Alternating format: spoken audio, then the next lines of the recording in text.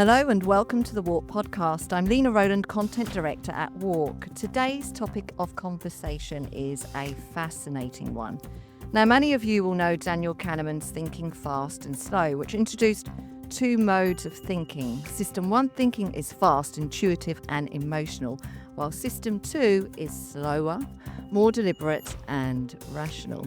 It's a framework that's shaped how marketers understand consumer decision-making. But in the age of AI, there's a new idea emerging, System 3. A recent academic paper by Stephen Shaw and Gideon Nave of Wharton School of at the University of Pennsylvania say this form of thinking exists outside of the human mind and is powered by statistical inference, pattern recognition, and machine learning. In other words, tools like chatbots aren't just supporting our thinking, they're starting to think with us and even for us. Now, as you can imagine, the concept is gaining a lot of traction, and we recently explored it in an article by Adam Ferrier, founder of Thinkerbell, and Matt Plant, head of behavioural science at the agency. So we thought, let's get them on the pod to unpack what System 3 is and how it impacts marketing. Before we get into it, here's a short message from today's sponsors. Are you ready to make advertising history? Cannes Lions 2026 is now open for entries, and the deadline is coming up on the 9th of April. This year's awards include new ways to make history with the first ever creative brand Lion, new AI craft categories, and expanded retail media categories. The Cannes Lions team of experts are on hand to help every step of the way. Give your best work the recognition it deserves. Head to canneslions.com/awards to get started.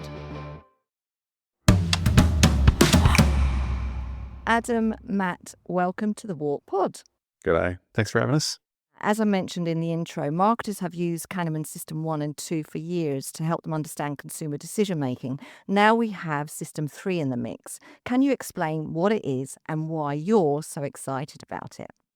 To explain why we're excited about System 3, I need to just sidestep a little bit and explain why we're excited about System 1 and 2. Many years ago, I was a psychologist. I got into marketing, and people would say to me, isn't this just like psychology? And I'd say, oh, no, not really. We're just kind of making stuff up here in marketing. And in psychology, it was all evidence-based, and, you had to do tests and all this kind of stuff to kind of work out what worked in the lab, and then you'd repeat those in the field and so forth. So it was kind of really keen to present itself as a science. At the time, marketing was much more around, just trust me, I know what I'm doing. And, then something really interesting happened. Behavioral economics emerged, and within it, System 1 and System 2. And then suddenly what it did was it allowed the industry to package up thoughts in a way that we could communicate to one another and kind of know roughly what we were talking about. So I wasn't just a freak psychologist on the sidelines with my own set of language. The universality of System 1 and System 2 allowed us to have conversations around really kind of nebulous concepts around how people think, and we kind of were able to understand each other. And that was really, really useful at the time.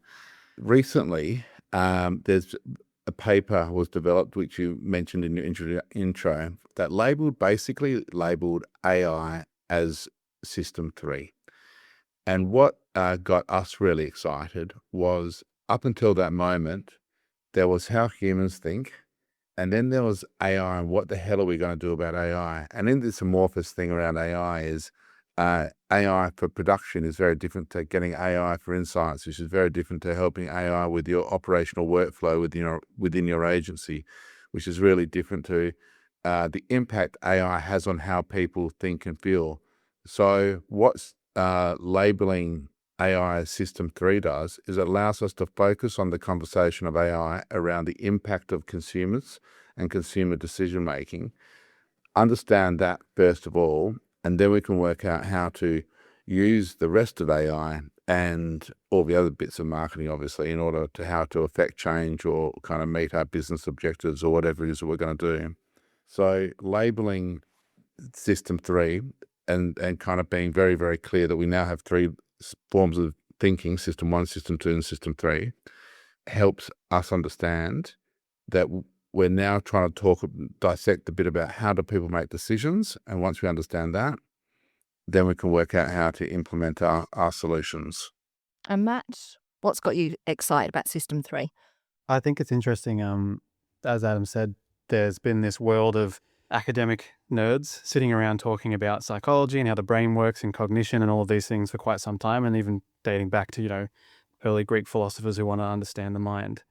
And this has slowly edged further and further into popular culture. People are more self-aware. People are more conscious of how their brains work and how their feelings kind of interact. And System 1 and System 2 did a lot.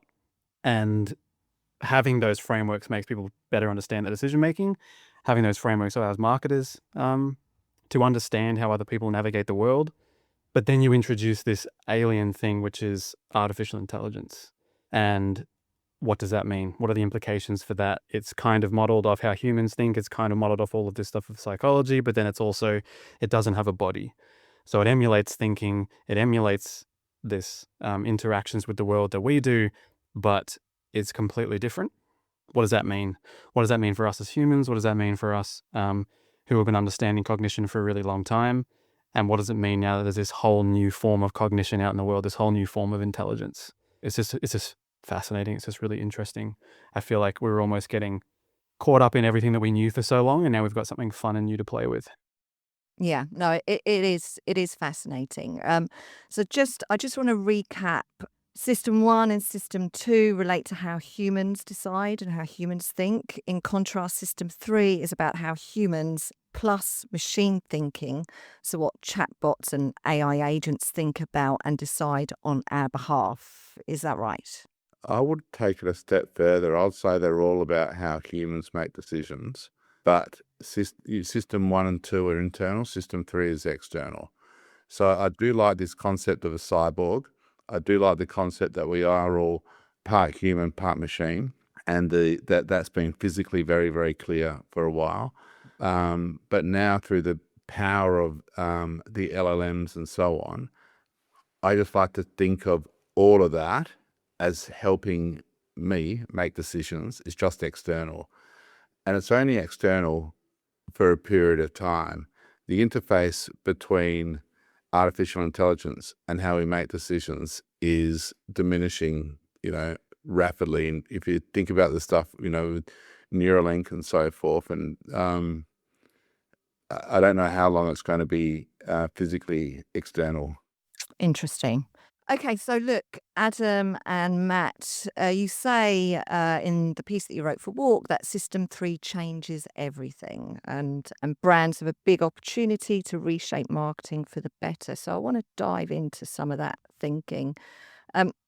We know that System 3 is disrupting the customer journey. We've talked about that on the podcast. There's lots of pieces on WARC about it.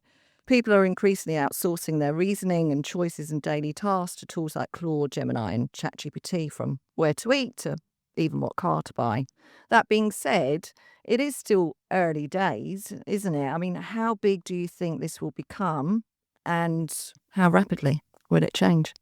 It's interesting when you think about System 1 and System 2 and where that came from, because it kind of alludes to, weirdly, when you understand those two, you understand how this new cousin is going to come in and be adapted and how far it's going to take us as people. System 1 and System 2, it kind of comes from this concept of Carl Fritzen's free energy principle, which is any self-organizing system is trying to manage the expenditure of energy as much as possible. And so when we have System 1 is very, very energy cheap. So it doesn't use much energy to use System 1, and the brain loves that. The brain loves not expending energy in System 1 as much as possible. Let's go lots and lots down there because it's really cheap and easy to function, whereas System 2 is very, very expensive. And the brain's always trying to navigate between those two kind of types of thinking, those two separate gears. And when I'm in System 2, I'm being very, very energy expensive. Yeah, even though they do, it's not like they're separate, they cross over. Yeah, they cross over, Yeah. and things from System 2 eventually end up into System 1 as much as possible. So when you know that there's a real risk with System 3 coming in. It's people want to not spend much energy. People want to be really cautious with the amount of energy they're expending. It's a survival mechanism to not spend energy on certain tasks. And so system 3 is a solve. It's I can outsource things. I don't have to think as much. I don't have to use as much energy because there's now this external cognition, which is completely separate from my system. And I can use that. I can use that as a tool and to help, whether I'm in system 1 or whether I'm in system 2. So do you think that will accelerate the uptake of it then? Because it is still quite a minority activity compared to regular search. Like, so how quickly and how rapidly is this going to take off? Path of least resistance, I think. The more people learn that this thing can very quickly solve my problems, the more I learn this very thing very quickly gives me the things that I want, the faster people will kind of flock to it. So it's just a matter of exposure. The people who are already realizing, oh, wow, look how quickly I can do this by using AI. Look how quickly I can resolve things and accomplish things that I couldn't in the past, are flooding to the use of AI. And that's why you have rapid uptake in certain areas. I'll just jump in there though, because we know, don't we, in the whole efficiency versus effectiveness debate, that quicker isn't always better.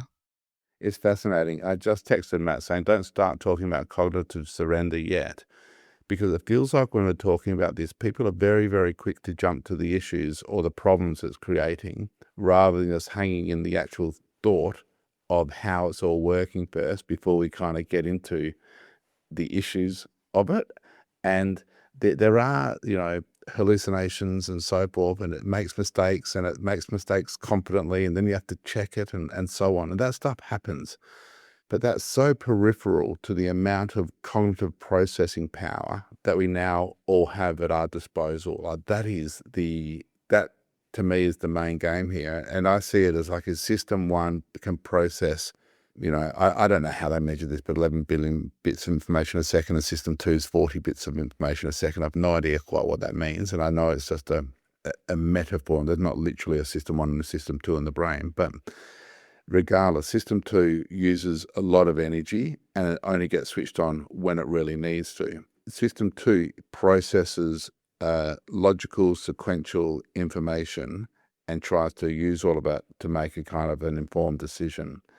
That stuff can now be done on steroids, so much more faster, but also much more powerfully, but to an absurd degree compared to what we currently have available. So if we just think of system 3 giving our system 2 a nudge, we've now got a super massive ability to deal with a whole lot of data that we've never had before. And that's going to help us make incredibly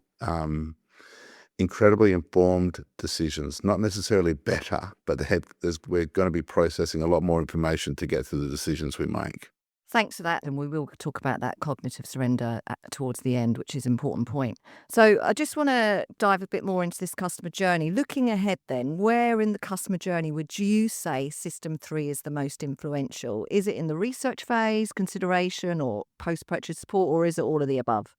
Well, if you think about very roughly future demand, so we're not currently in the customer journey yet, and then there's a trigger for the category, the first job I think for system 3 will be kind of, again, building fame within system 3 and making sure that the LLMs and so forth are present when the category is triggered. So their role there is really about generating fame for the brand, still just a bit like in system 1 and 2. And then once you've got you're trying to make a decision, I think that's where, and I'm making a decision, especially for complex purchases with lots of different variables to consider, and maybe even complex, boring purchases with lots of considerations to consider, like finance or getting a home loan or buying a car or something like that. Then I feel like that's where system 3 can really come into its own, because you are now going to be able to assess a massive amount of data very, very quickly and very, very effectively by looking at all the different variables and all the different weightings and so forth, and be able to make a really, really informed decision. Whereas before you might be just listening to the car salesman and going, oh yeah, okay, you seem smart. That's completely and utterly changed. So that's where it will come into its own. And then obviously if we move forward into the experience might be more tailored for you because there's a lot more data on you that's accessible. And then as you And then through loyalty, there'll be obviously ways to trigger loyalty much more effectively as well. So all of it, I think, but especially maybe in the current demand active consideration area. Yeah. I've got some builds on that. So what would you say is the best way for brands to build fame in System 3 and enhance their visibility and presence and design experiences that resonate?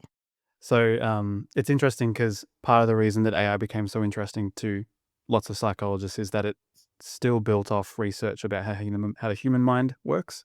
So lots of the ways that it's functioning is very similar to us. So that's kind of a clue. If you understand how the human brain responds to things and why it picks up on certain stuff, you can start to get a clue into LLMs. Not to confuse and say that LLMs and AI are the same as humans. They're definitely not. We don't want to conflate the two. But when it comes to showing up in visibility, they're much like us as they value social proof and they value relevancy. So if lots of people are talking about something and there's lots of kind of roads all pointing to that one particular thing across the entire internet, it assumes it's important, same as all of us. If all those people are interested in that particular thing, we assume, well, there's a lot of people lined up outside that restaurant. Must be a really good restaurant. I'm now curious about it. If there's a lot of people talking about and mentioning a brand and it shows up in multiple different contexts by all different types of people, very recently, it assumes then that this must be worth presenting to the user. AI wants to satisfy the user. It wants to satisfy the query. So it doesn't want to present something that might send you down the wrong path because that's a no-no. That's where it'll get slapped. And the reinforcement learning will be like, oh, you did the wrong thing. Don't do that again. So it's like, okay, if I don't want to do the wrong thing, then what do I need to do here? Well, if everyone's saying that's good, that's a safe bet. If everyone is talking about that and it's showing up in all these places, that one's a safe bet. And that's kind of one way. That's the fame component of it. I'll just jump in on the fame component for a little bit more of this part of a decision-making process and with the system 3. For quite a while, at Thinkerbell, we have a strong PR and earned component of the agency. And for quite a while, we've been dropping things into Reddit for a number of years. Yeah, Reddit's having its renaissance moment, right? It's suddenly the hot Everything's platform. coming back to Reddit. Yeah. So we drop things into Reddit, and then a story evolves in Reddit, and then the journalists believe that story to be credible because people are talking about it in that forum, and they're all trained to look at that forum for stories, and so they write about what they see, and then we can generate fame IRL through the journalists.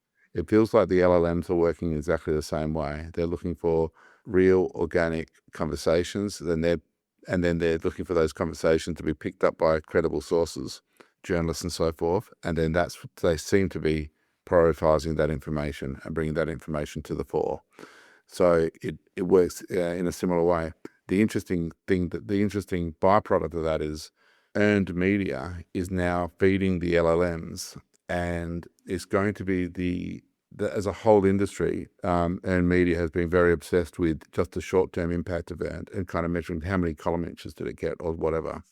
It's now going to be much more of a longer-term brand-building reputation impact of earned media that I think people are going to be considering for a while, or considering more and more as the LLMs value that information more and more as well. That's a fascinating kind of byproduct of all of this, I think. So do you anticipate that CMOs will suddenly become a lot more interested in, that retro metric called brand trust? I think, so John Hegarty talks about the replacement word for brand is reputation. And I quite like that. I quite like that thought. I think it's the easiest way to get your head around it. And it's the longer term impact. And I think as the LLMs are building up their knowledge, I think what I'm seeing is CMOs getting more and more interested in kind of feeding those with genuine stories. And so therefore earned media is also, as well as Reddit, having a bit of a renaissance. So the hive mind, which you write about in the piece, so, the herd mentality, that's important across 1, 2, and 3, right? For human mind and for the machine. But you mentioned in the piece, you talk about how shared meaning is the kind of driving force of strong, powerful brands. We know this, right? The ones that are really embedded in memory. Have those memory structures. But if System 3 is mediating that meaning through the same LLMs and the same data sources, are we heading towards a world where every brand sounds the same, and they're just picking those monoculture signals?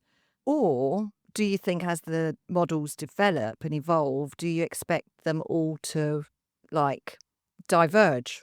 In other words, will the nature of System 3 thinking vary by platform?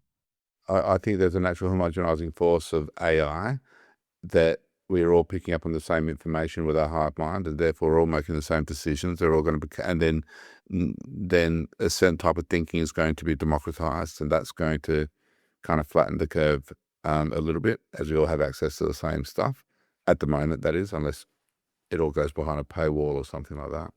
So I think the natural homogenizing effect of AI will make marketers and people who own brands paranoid about that.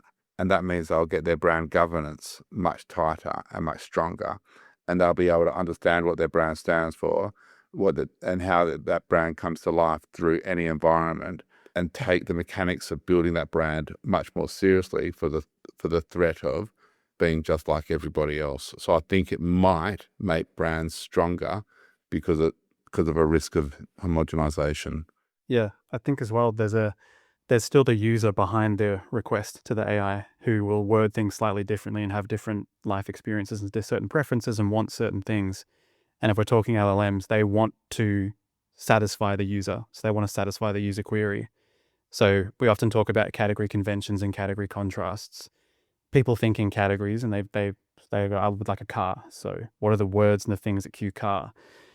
Brands are going to always have to cue the category conventions of themselves to make sure that people can navigate towards where they are. But then I have unique desires and unique needs, and that's where it's time to contrast. And as a brand, I'm looking for a car, but I'm looking for a sports car. And then I have my contrast. What kind of sports car? Well, I like the Mustang's type of sports car or something like that. And then you have people's natural desire and preferences.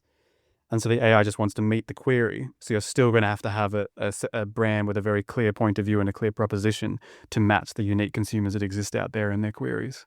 And they'll naturally be different.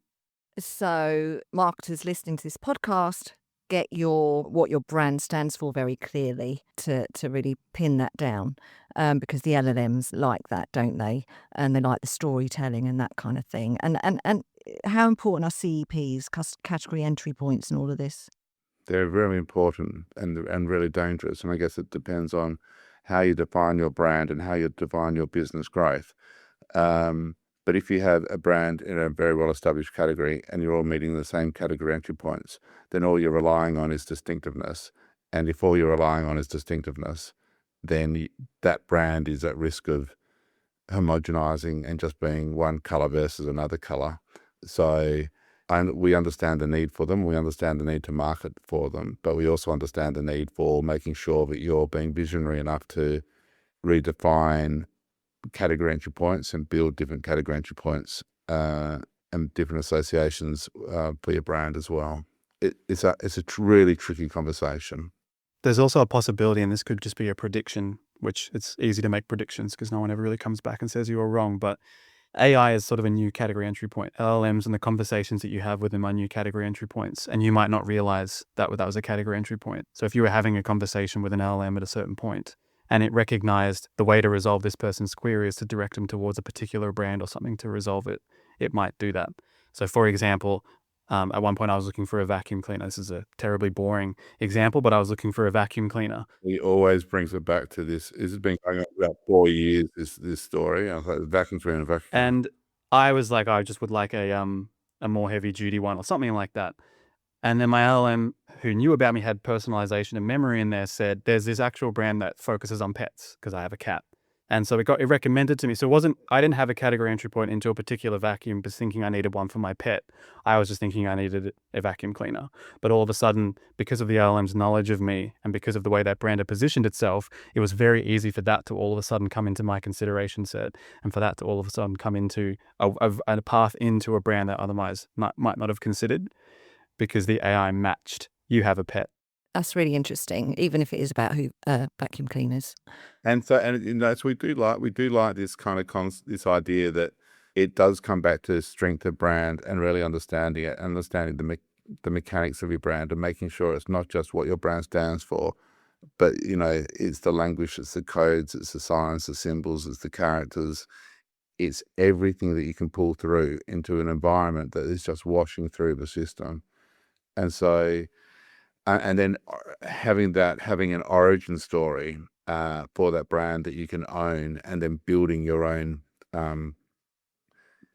artifacts, for want of a less wanky term, to make sure that brand stays true. Just a couple of days ago, I was walking through the office and I just saw this little clay bin chicken, and a bin chicken in Australia is another word for an ibis, because they hang around bins and they love rubbish.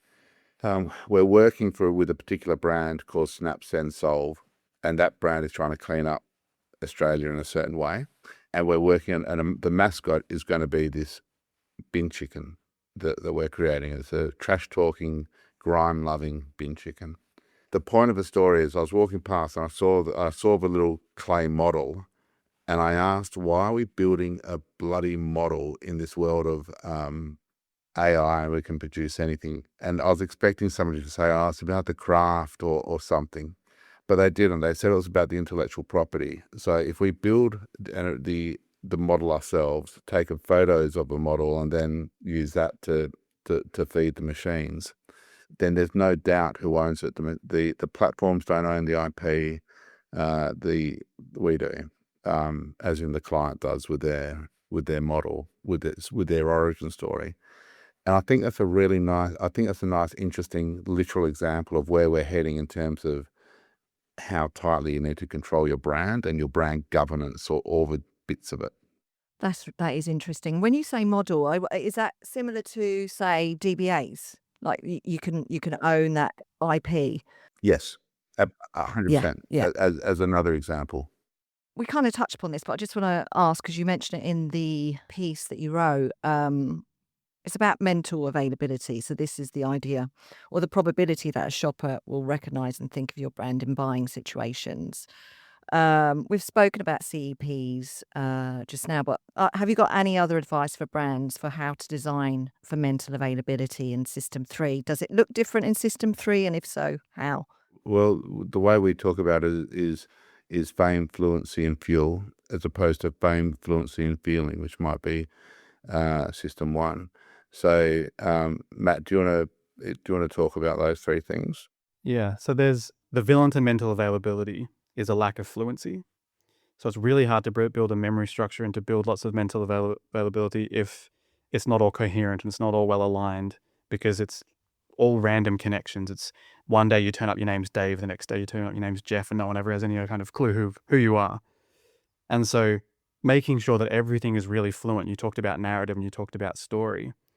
If you want mental availability in System 3, you want that all things to be really, really well aligned and all really, really well talking to the same story. Very, very fluent narrative. Everything is consistently said over and over and over again. You use the same DBAs, you use the same language. It makes it really, really strong in the mind of the LLM.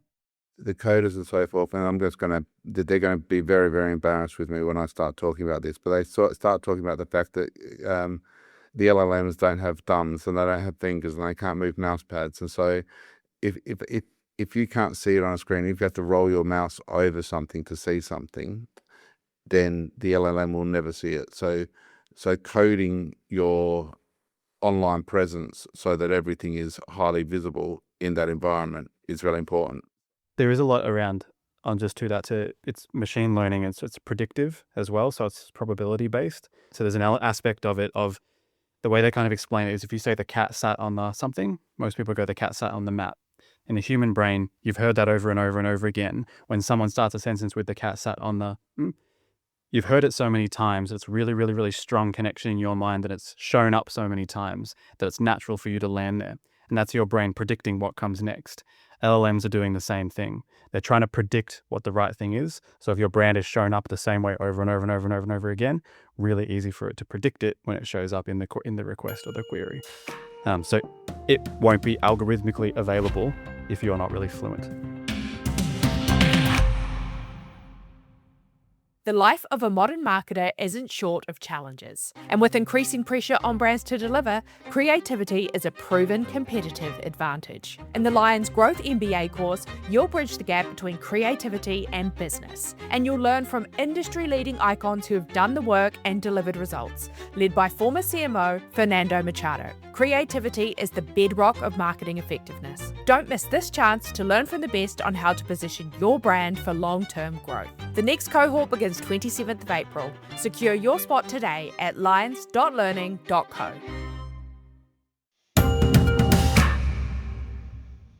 I'm conscious of time, and I do want to talk about, we touched upon it earlier, this idea of cognitive surrender, because I do think it's an important watch out for all of us.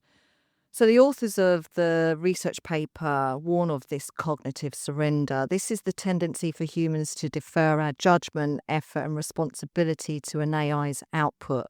As the researchers put it, it's an uncritical abdication of reasoning itself.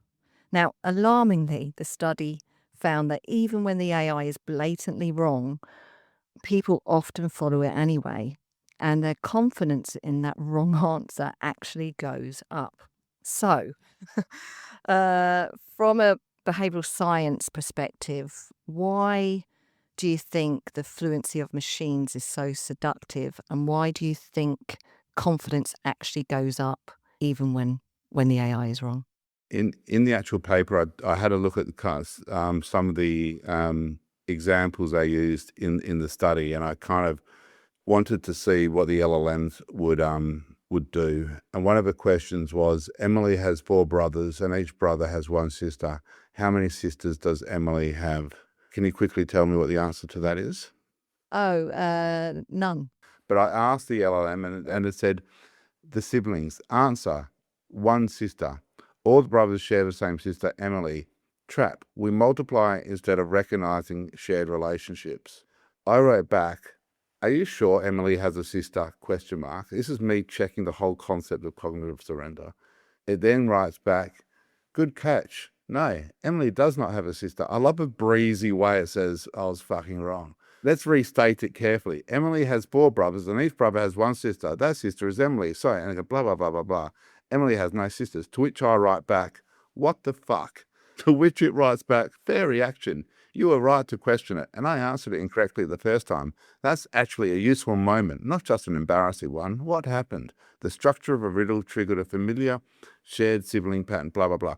So it's absolutely real. And the way they article, and this is all their thinking, talk about it. They talk about cognitive surrender versus cognitive offloading. And cognitive surrender is when you get faced with a task and you don't really process it. You don't even think about it. You just put it through system 1 into system 3. So do my marketing plan for the year.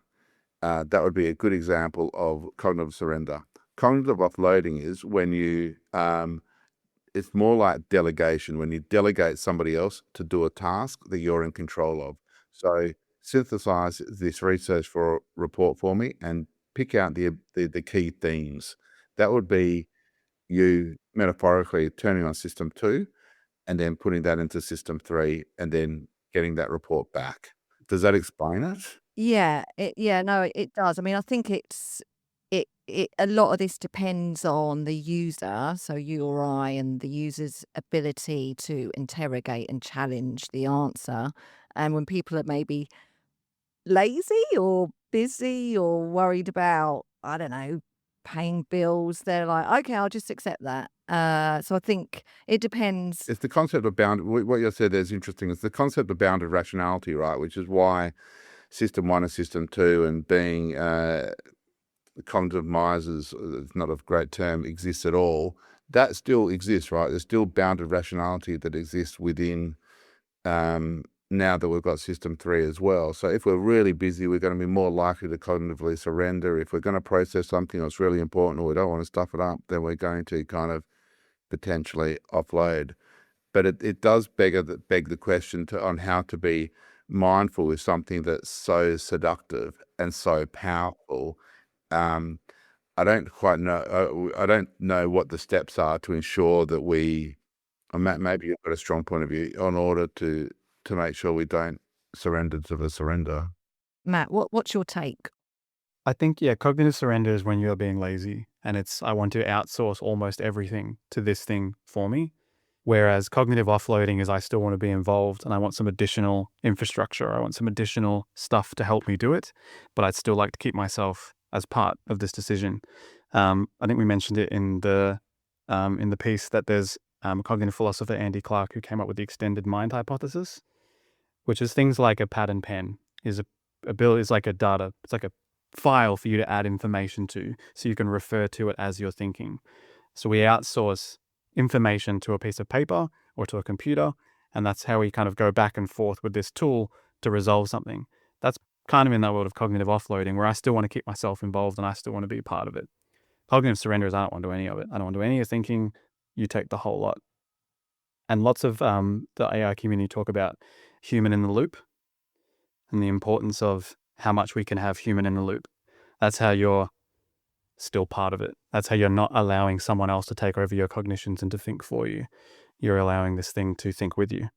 Yeah, that's important. Human in the loop, ethics in the loop. Do you think System 3 has a personality? And if so, is it helpful or manipulative? Yeah, I think ultimately it's the I like this idea of constitutional AI, of the people who built the thing in the first place is just a kind of a reflection of their ethics and personality. And I think when you look at I definitely think it's got a personality but it's kind of all an ingratiating.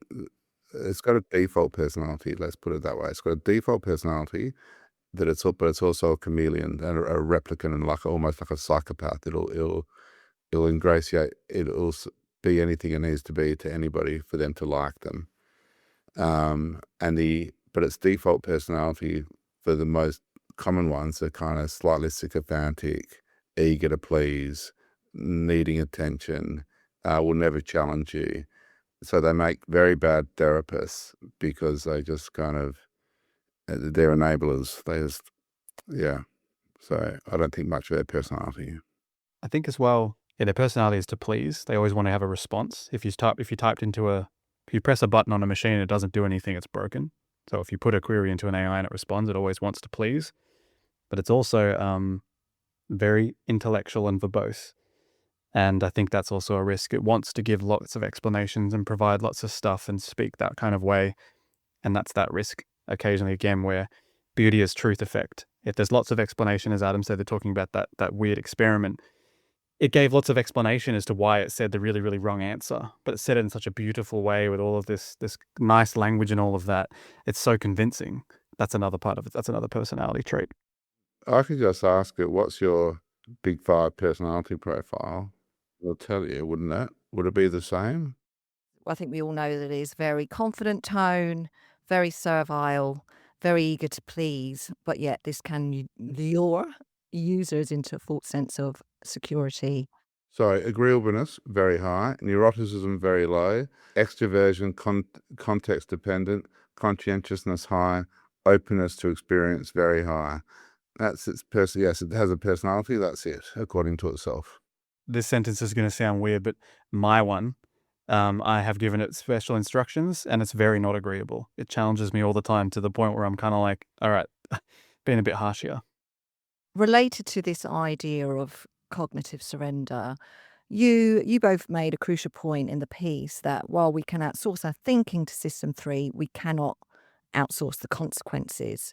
Now, since System 3 lacks any ethical compass or moral stance, what are the new accountabilities for brands in this hybrid human-machine era? It's a very big question. It is. At the moment, we're going through, within our agency, a kind of for want of a better word, an AI transformation kind of process that's been going on for a while, kind of looking at where AI can enhance what we do and eliminate the boring bits and enhance the fun and creative bits of what we do, basically. And we're doing that piece by piece. One of the other things we have is a very strong partnership with the Ethics Centre. The Ethics Centre is an offshoot of Sydney University, and it's a not-for-profit organisation that teaches organizations how to look at their ethical compass and how to make ethical decisions. Recently, as in we were investigating running a work stream through the ethics center to kind of work out go deeper into what our ethical standpoint was and how to kind of communicate that to our clients, and also help our clients work out their ethical standpoints within the world of AI. But that has just been a discussion, and those two worlds haven't yet kind of completely crossed. Yeah. No, it's early days, isn't it? I mean, well, ethics, unfortunately, that ethics discussion should have taken place around the platforms many years ago too. Matt, have you got any point of view on this? It's a tricky one, isn't it? Yeah, I think you can only really comment on current state. Like, it's going to develop and become more complex and do more things. At this point, the human's always accountable, I think is something to say. Like, if you're using it and you're creating an output with it, that's on you. So you can't, this isn't new as well. If Adam says, hey, Matt, can you send me that file? And I go, I can't be bothered, Adam. I can't blame my Gmail for me being rude back to Adam because it's a tool. I'm the person who pressed the button at the end of the day. So if you're using AI and you're doing anything, and if it comes out and it's wrong and you send it out, you can't go, oh, it was the AI, it wasn't me. No, it was you. You're accountable for this tool. You're using this tool. That's completely on you. I think at this point, the way these tools are currently set up, we have to just take that standpoint that humans are just accountable for everything that it does. I've got another question. If System 3 has no ethics, which we've discussed, but increasingly shapes consumer choice, do trusted brands have a responsibility to design for skepticism or to create some kind of friction to help people question the AI, not just accept it? Like, in other words, is there a role to play in brands protecting consumers from cognitive surrender? It's a bloody hard question. Basically, I think they've got to look after their short and long-term reputation, short-term sales, long-term reputation. If they screw the consumer, then, but that your point is not, are they going to screw the consumer? Your point is, are they going to help the consumer? Yes, I reckon they will. I reckon they'll help the consumer by helping the consumer make the right decision. Because if the LLM tricked the consumer into making the wrong decision, then the consumer's going to feel we assume the consumer's going to feel some form of regret. And then that's going to impact longer term sales. So they don't want the wrong sales, they want the right sales. So that they may have to help the consumer make the right sales if the LLMs become so powerful that they can convince us to do anything. But I don't know. Matt, have you got any build? I don't know. I feel like it does depend on the situation and the circumstance. There's moments where there probably does need to be regulation, and there needs to be some kind of, it does need to be considered, and other points where it doesn't. I always come back to, it's helpful to have informed consent. So if you're being spoken to by a bot, at some point you should know that you're being spoken to by a bot. And I have consented to the fact that I'm not talking to a human being here, and I know that, and I've been informed. I think there's simple things like that, but it's very nuanced. It's very challenging. It's something that lots of brains from different areas probably all need to come together and give a better answer.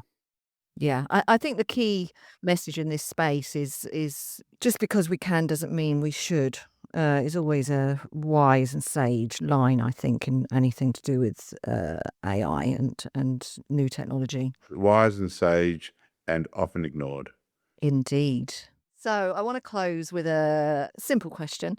What's the one practical shift you'd recommend senior marketers make right now to engage the triad of System 1, 2 and 3?